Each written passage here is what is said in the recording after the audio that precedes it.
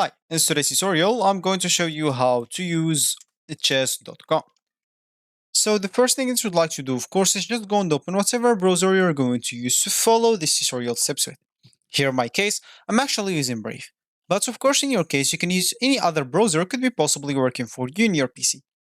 Once you open that browser, make sure to go to this URL section and simply type chess.com and hit the enter button, and that should take you into this page.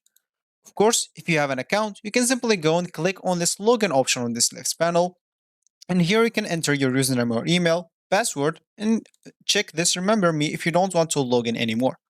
Of course, you can even log in with your Apple account, Google account, or Facebook account if you don't want to go through all the boring steps of logging into your account. Or if you don't have an account, you can simply go and click on sign up from here or sign up from here. Both will take you to this page, and here, of course, you'll just have to choose a username, email, enter an email password, and simply click at sign up. Of course, you'd like even to choose your chess skill level, new to chess, beginner, intermediate, or advanced. And also, you can sign up with Apple, Google, or Facebook, like login if you don't want to go through all the boring steps of signing up. So once you're logged in into your account or you just created your account, you'll find yourself here in this home screen or the main screen of the chess.com. So as we said at the beginning of this tutorials, we would like to use chess.com.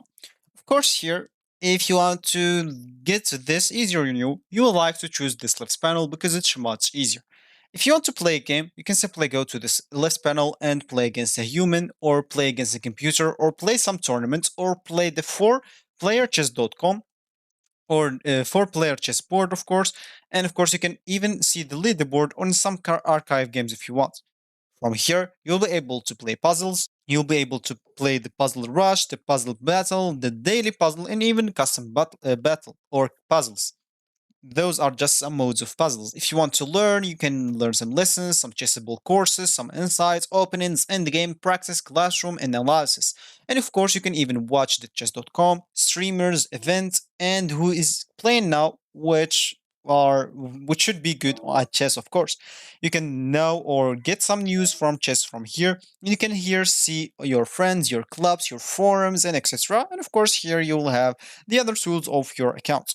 Of course, here you can actually subscribe to chess.com by the premium plan. And of course, you will get a lot of features. As you can see, if you click here, you will see all the features that comes with the plans.